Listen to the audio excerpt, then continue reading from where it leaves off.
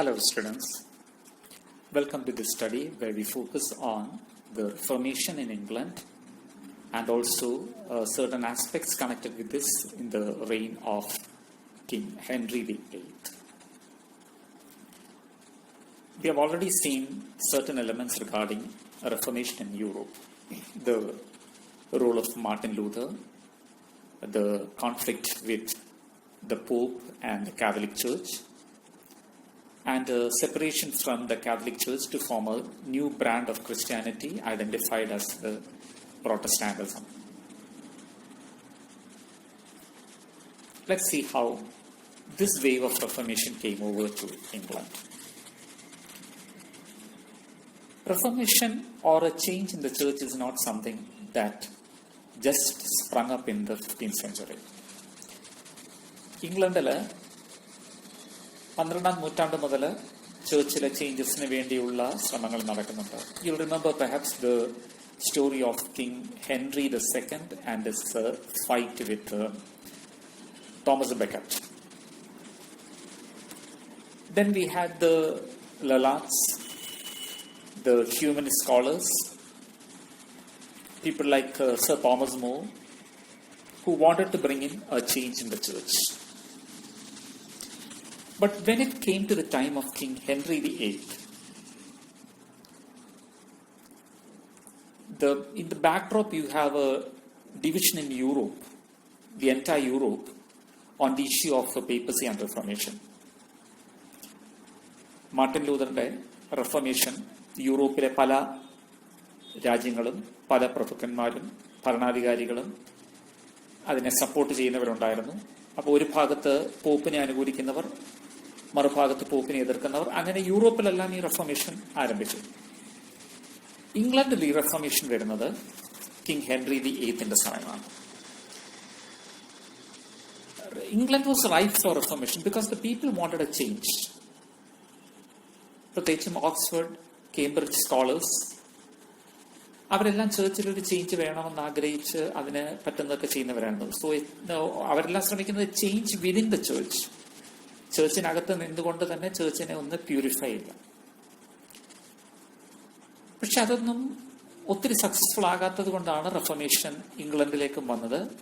But an amusing factor, the immediate situations that brought in Reformation in the English church, they were far from religious. And here we find the entry of King Henry VIII, the second Tudor monarch. അദ്ദേഹത്തിന്റെ പിതാവ് Henry VII ആയിരുന്നു Tudor monarchy start ചെയ്തത്. Welsh background ഉള്ള ഒരാളാണ് Henry VII. വളരെ ഒപ്പോസിഷന്റെ ഇടയ്ക്ക് നിന്ന് വളരെ ശക്തനായ ഒരു ഭരണാധികാരിയായി ഹെൻറി VII എമർജ് ചെയ്തതൊക്കെ നമ്മൾ നേരത്തെ പഠിച്ചിരുന്നു. വളരെ ഒരു പ്ലാനിംഗ് ഉള്ള ആളായിരുന്നു ഭരണത്തെ സംബന്ധിച്ചുമെല്ലാം. രാജ്യത്തിന്റെ ട്രഷറി ബിൽഡപ്പ് ചെയ്തു, wars of the roses end ചെയ്തു. അദ്ദേഹത്തിന്റെ മകനാണ് Henry VIII. About his person and personality, he became the King of England at the age of 18.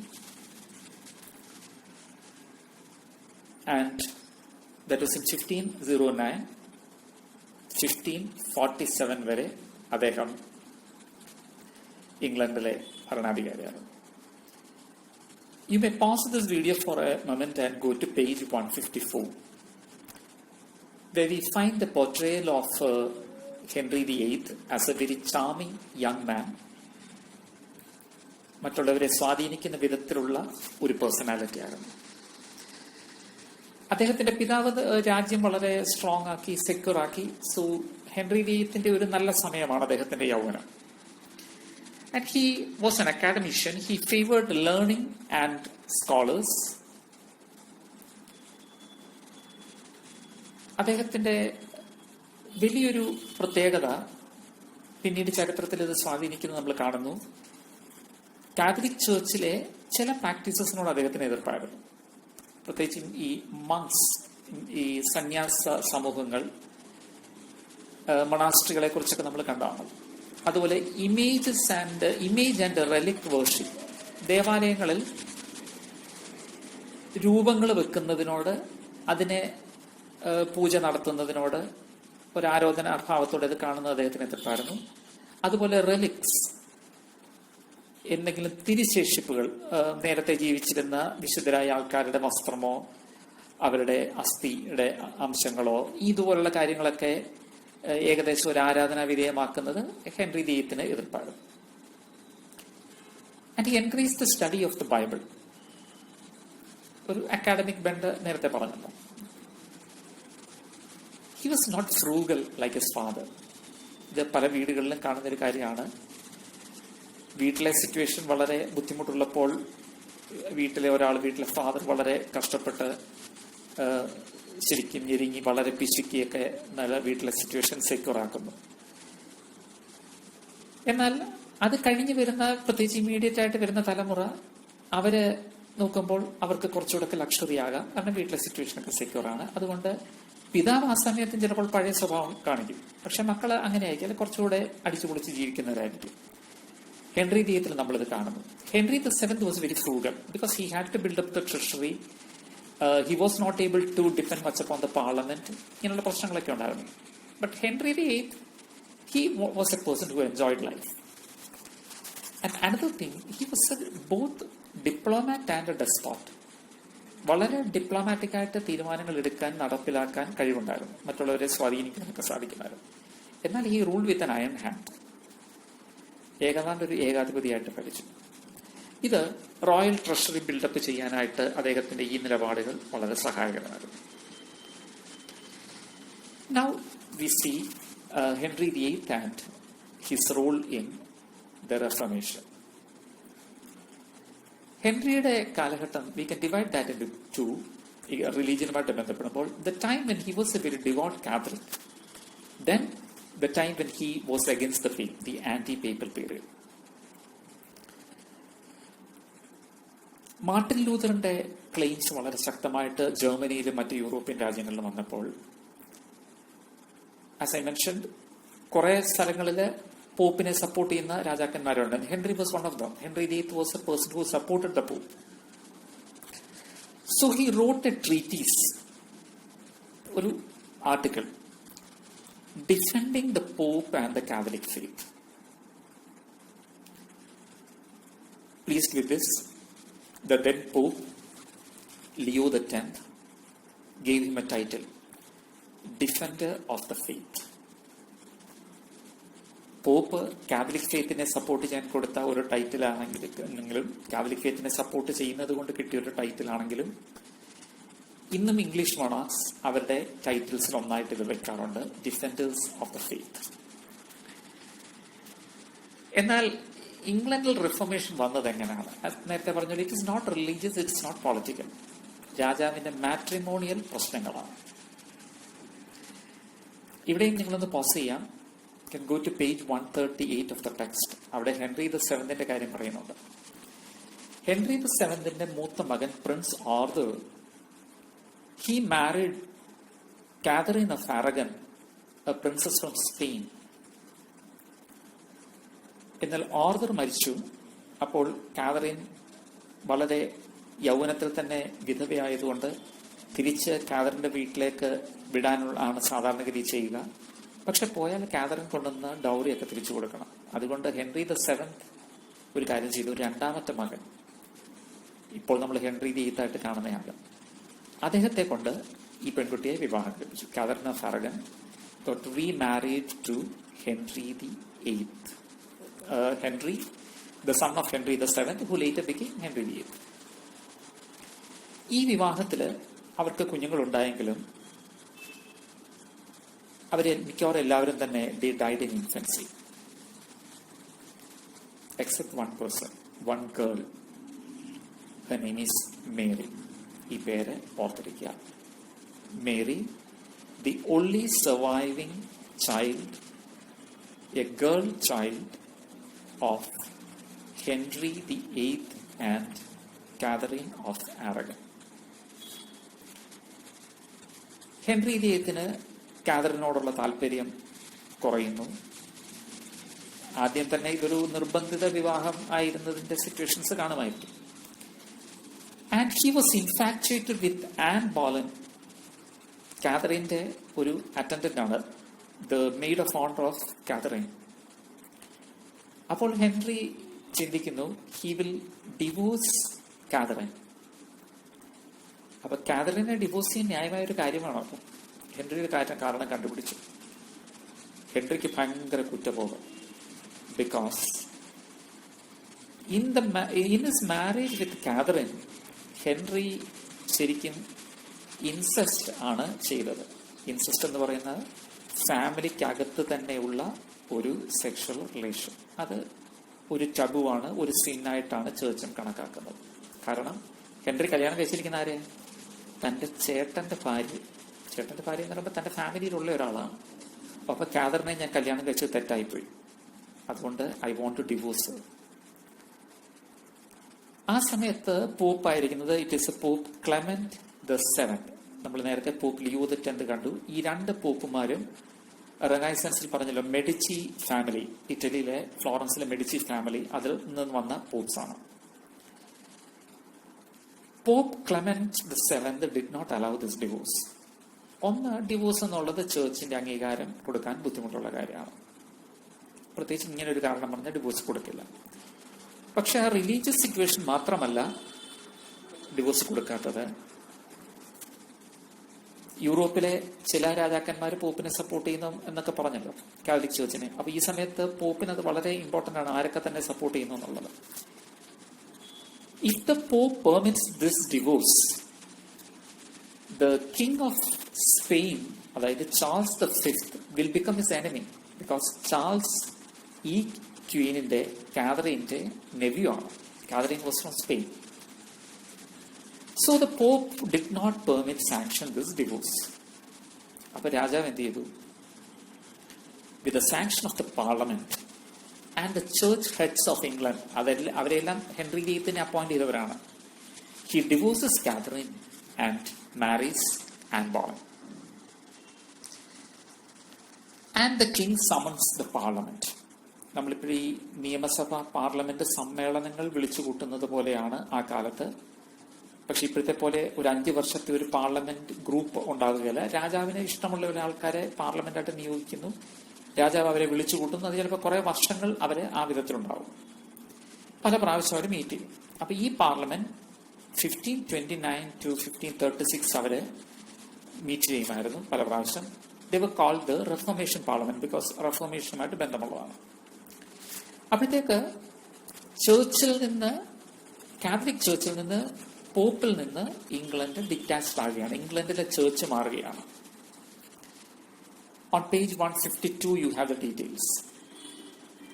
The Reformation Parliament took several measures to control the church and remove it from the clutches of the Pope. Parliament അതിനുവേണ്ടി പല acts കൊണ്ടുവന്നു. ഇവിടെ പറഞ്ഞിരിക്കുന്ന ഈ acts ഒന്ന് നോക്കുക.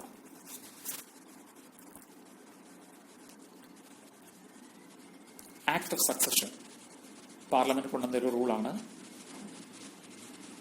ഇംഗ്ലണ്ടിന്റെ അടുത്ത ഭരണാധികാരി ഹെൻറി VIII ആൻ ബോളിന്റെയും പരമ്പരയിലുള്ളവര് ആയിരിക്കണം. It should be the heirs of Henry VIII and Anne Boleyn. Then the act of supremacy. ആദ്യത്തേത് ആക്ട് ഓഫ് സക്സഷൻ, രണ്ടാമത്തെ ആക്ട് ഓഫ് സുപ്രമസി. സുപ്രീം ആരായിരിക്കും? രാജ്യത്തിന്റെ കാര്യത്തിലല്ല, ചേർച്ചിന്റെ കാര്യത്തിൽ. The king will be the supreme head of the church, which is to be known as the Church of England. ഇന്നും അവർ ഉപയോഗിക്കുന്ന പേരതാണ് the Church of England. Protestant ആണ്. Then there is the act of treason. ഇംഗ്ലണ്ടിലെ, യൂറോപ്പിലെ പല രാജ്യങ്ങളും ഇടയ്ക്കിടയ്ക്ക് എടുത്തുപയോഗിക്കുന്ന ഒരു കാര്യമാണ്. രാജാവിനെ ആര് ക്രിട്ടിസൈസ് ചെയ്താലും he can be tried for treason and executed. രാജ്യദ്രോഹം എന്ന് കുറ്റം ചുമത്തി കൊല്ലാനായിട്ട് അനുവാദമുണ്ട്. അപ്പൊ രാജാവ് വിമർശനങ്ങൾക്ക് അപ്പുറമായിട്ട് നിൽക്കുന്നു. അടുത്തത് സിഗ്നിഫിക്കന്റ് ആയിട്ടൊരു ആക്ടാണ്. ഈ ആക്ടുകൾ പലതും ഇവിടെ ചേർച്ചിനെതിരായിട്ട് വരുന്നതായിരിക്കും, അല്ലെ രാജാവിനെ ഉറപ്പിക്കുന്നതായിരിക്കും. എന്നാൽ ഈ ഒരു ധാരണ ഉണ്ടാകും, കിങ് ഹെൻറി VIII കാത്തലിക് ചേർച്ചിനെതിരായിരുന്നു. അങ്ങനെയല്ല. He remained faithful to the teachings of the Catholic church. അവിടെയാണ് ഈ ആക്ട് ഓഫ് 6 ആർട്ടിക്കിൾ സിഗ്നിഫിക്കൻ്റ് ആകുന്നത്. Proving that Henry is not against any doctrine, ചേർച്ചിന്റെ ടീച്ചിങ്സിനൊന്നും എതിരല്ല, പോപ്പിനെതിരാണ്.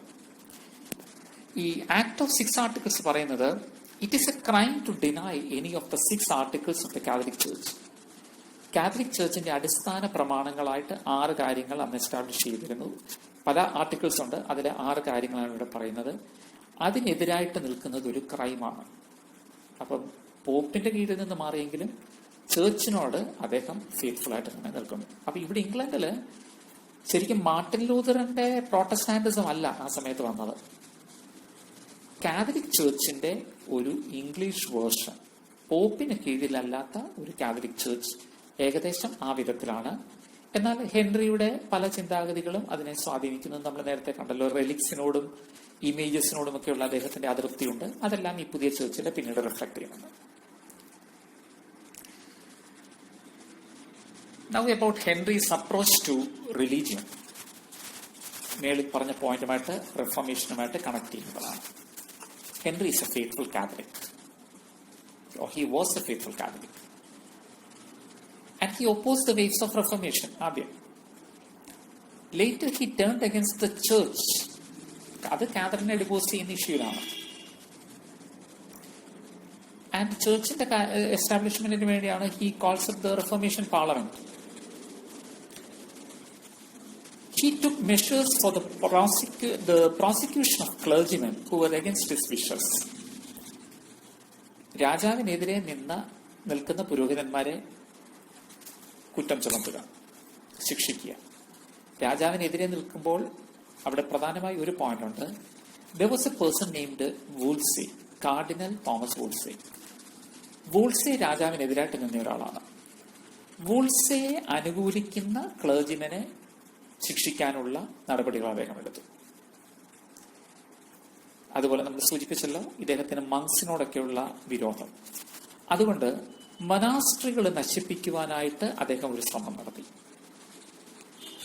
അതിന് ഹെൻറിക്ക് കൂട്ടുനിന്ന ഒരാളുണ്ടായിരുന്നു, തോമസ് ക്രോംവെൽ എന്നാണ് അദ്ദേഹത്തിന്റെ പേര്. ഒരു കാര്യം ശ്രദ്ധിക്കുക, ക്രോംവെൽ എന്നുള്ള പേര് നമ്മൾ 2 രീതിയിൽ പഠിക്കുന്നുണ്ട്. സ്റ്റുവാർട്ട് പീരീഡിൽ ഈ study about Oliver Cromwell, who brought in the Puritan system of parliament in England. This is another person. He is a Thomas Cromwell who supported King Henry VIII in the destruction of the monasteries. As a king, let's see about his relation with other lands. British ഐൽസിനകത്ത് തന്നെയുള്ള England, Scotland, Wales ഒക്കെ ഉണ്ടല്ലോ. വെൽസുമായിട്ട് നല്ല ബന്ധമാണ്. Because you'll remember Henry's lineage comes from Wales. Owen Tudor എന്ന് പറയുന്ന Welsh നൈറ്റിന്റെ അനന്തര തലമുറയാണ് അദ്ദേഹം. So that gave the loyalty of Wales, and in return he gave immense powers to the council of Wales. അയർലൻഡില് ഇതേ പോളിസി നോക്കിയെങ്കിലും that was not successful. It remained firmly Catholic. And സ്കോട്ട്ലൻഡിൽ മറ്റ് ശ്രദ്ധിക്കേണ്ട ഒരു പോയിന്റാണ്, ഇദ്ദേഹത്തിന്റെ ഫാദർ ചെയ്തതുപോലെ തന്നെ royal marriages. He arranged A marriage of his son Edward and Mary Stuart of Scotland. പക്ഷെ ആ വിവാഹം അദ്ദേഹം ആലോചിച്ചുവെങ്കിലും നടന്നില്ല. And however, the Scottish people, ഈ റെഫോർമേഷൻ വേവ് വന്നപ്പോൾ അവര് റെഫോർമേഷനിലെ മാർട്ടിൻ ലൂതറിന്റെ കൂടെ ഉണ്ടായിരുന്ന കാൽവിന്റെ ഡോക്ടറിൻസ് ഒത്തിരി എടുത്ത ആൾക്കാരാണ് സ്കോട്ട്ലൻഡിലുള്ളവർ. അപ്പൊ അതുകൊണ്ട് ഇംഗ്ലണ്ട് കാത്തലിക് ഫെയ്ത്തിൽ നിന്ന് മാറിയപ്പോൾ പ്രോട്ടസ്റ്റന്റ് കാൽവിനിസ്റ്റ് ഫെയ്ത്ത് ഉണ്ടായിരുന്ന സ്കോട്ടിഷ് പീപ്പിൾ അവരെ ഹെൻറിയുമായിട്ട് നല്ലൊരു ടേംസിലാകും. Now students will pause a while. We saw some details about Henry's relation with the countries in the British Isles, Scotland, Wales, Ireland. Some were easy, some were not that much smooth. Now, let's go outside the British Isles and see the relation of Henry VIII with other European lands. We have Germany, France, Netherlands, Spain. Here, instead of giving out some points, I request that you take a pause and turn to page 156. There is a big paragraph there. അവിടുത്തെ രാഷ്ട്രീയ സാഹചര്യങ്ങൾ, വളരെയേറെ കൂട്ടലുകളും കുറയ്ക്കലുകളും ഒക്കെ നടക്കുന്നൊരു സിറ്റുവേഷനാണ്. Read through that paragraph. Try to understand how Henry VIII dealt with other lands of England. ചില സ്ഥലങ്ങളിൽ Henry VIII തീരുമാനങ്ങളും ഇംഗ്ലണ്ടിലെ മറ്റുള്ളവരുടെ തീരുമാനങ്ങളും വ്യത്യസ്തമായിട്ട് നിൽക്കുന്ന സാഹചര്യങ്ങളുണ്ട്. അതിനിടയ്ക്കുള്ള ചരടുവരികൾ, ഇതെല്ലാം ഒന്ന് മനസ്സിലാക്കി നോട്ട്സ് തയ്യാറാക്കുന്നത് നന്നായിരിക്കും. നിങ്ങളുടെ അണ്ടർസ്റ്റാൻഡിങ്ങിനെ ഹെൽപ്പ് ചെയ്യും. So take a pause here and go through the details on page 156.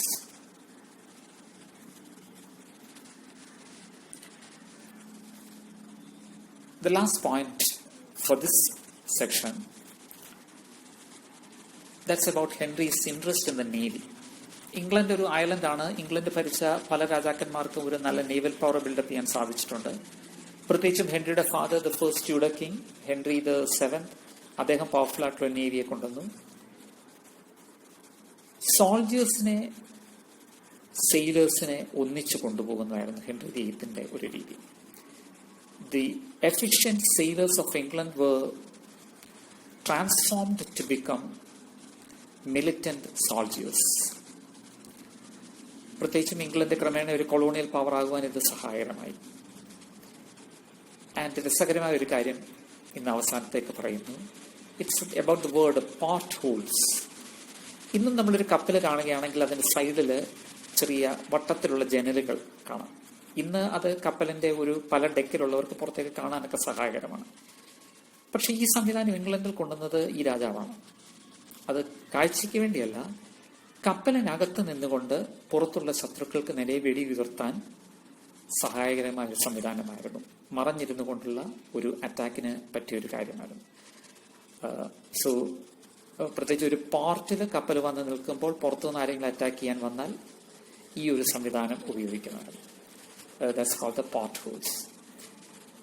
So in this section we saw something about Henry VIII in connection with the Reformation in England, his relation with the church, the separation from papacy, Henry's relation with the lands of within the British Isles, his relation with the other European countries, and his emergence as a person who built up the English Navy. Henry VIII കുറിച്ച് കുറച്ചുകൂടെ കാര്യങ്ങൾ നമുക്ക് പഠിക്കാനുണ്ട്. അവിടെ Henry VIII മറ്റ് വ്യക്തികളുമായിട്ടുള്ള ബന്ധമാണ് നമ്മൾ ശ്രദ്ധിക്കുന്നത്. For that, I hope to meet you for another session. Thank you.